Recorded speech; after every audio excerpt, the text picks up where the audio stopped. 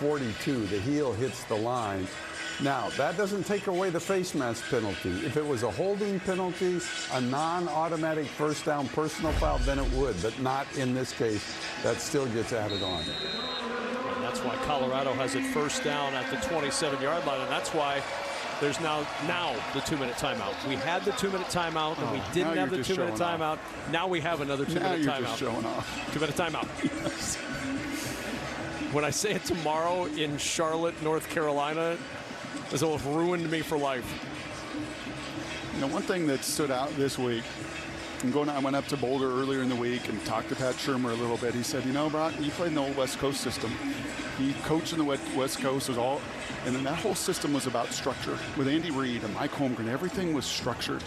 This place, especially with Travis, who doesn't really practice during the week with them, it is not structured. And it reminds me, honestly, of a Chiefs game that I did with Andy Reid years ago. And Andy said, you know what? Same thing. Like, you're so used to 7-step, one hitch, throw it on this time, throw it. And with the Chiefs, it's like, hey, Kelsey, Mahomes, go make a play. Go make a play. And there's like 3 or 4 of these that I have just watched. There's not like, okay, here's a post route off my 5th step. No, I'm just going to kind of feel what's going on around. That was the first completion. Right? And it's just find the open area. Here's an example of it. Yes, and the trust and relationship that these two have. Like, I'm going to put my hand up in the air. You know, I'm going to get you a completion, and then afterwards, well, I'm going to do things that not many could do in the game.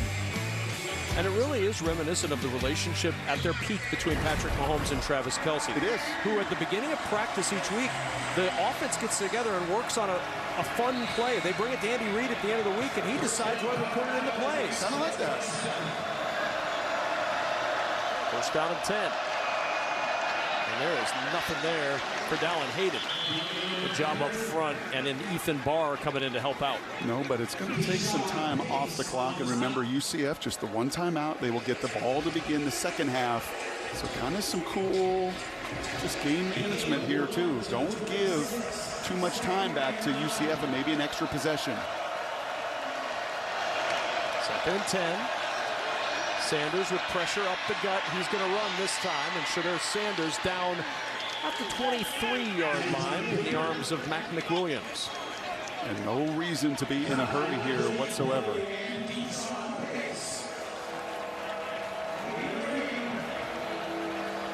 Shermer talking with the helmet communication to Sanders. That cuts off at the 15-second mark on the play clock.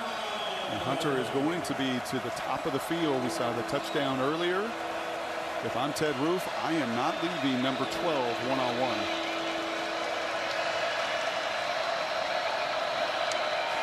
Third and 6. Sanders to the sideline. It's Hunter. Hunter gave up a little yardage, and down he goes. Will forward progress be enough for the first down? It will not. A yard short as Jackson and Bullard combine on the stop. So they leave a one-on-one, and there's just that little hitch route. It's a long throw across the field, and a nice job there by Jackson, who's been picked on, to actually get Travis Hunter to the ground.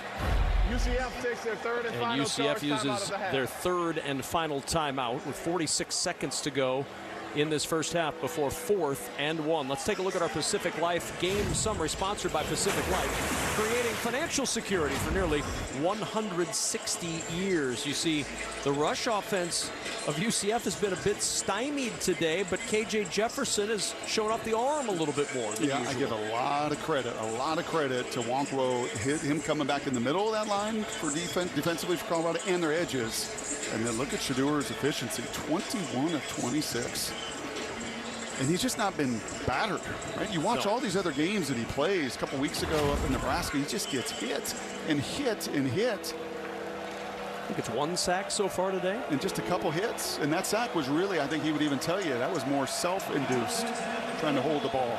Going to try for the field goal. This will be 36 yards for Alejandro Mata.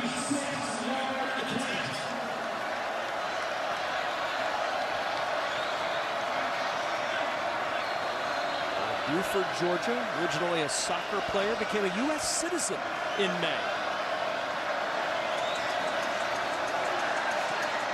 Mata's field goal is good, and the Buffs' lead is 10, 24-14. Colorado with a 10-point advantage, and UCF with no timeouts and 42 seconds if they want to try to put something together and double up.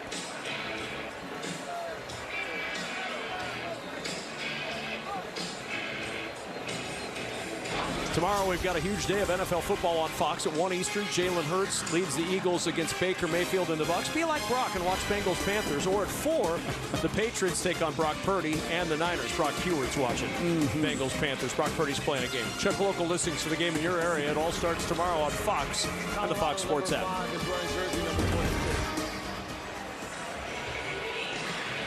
Coming off of a bye week, I think Gus Malzahn expected a little more out of that run game. And for T.O. and for Warren Sapp, you know what they've watched for a first half? A complete game. Running it, throwing it, special teams, defending pretty well.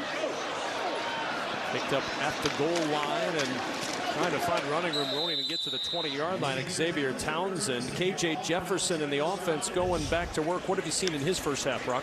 Well, I've seen a couple big plays. This was beautiful, and that was really well scripted to get a one-on-one there with RJ versus Bentley. But he's had to throw it more. Like the strength of his game, the strength of UCF and their team is going to be running it first and then shots after it. That was a beautiful touchdown run and running right through DJ McKinney as well.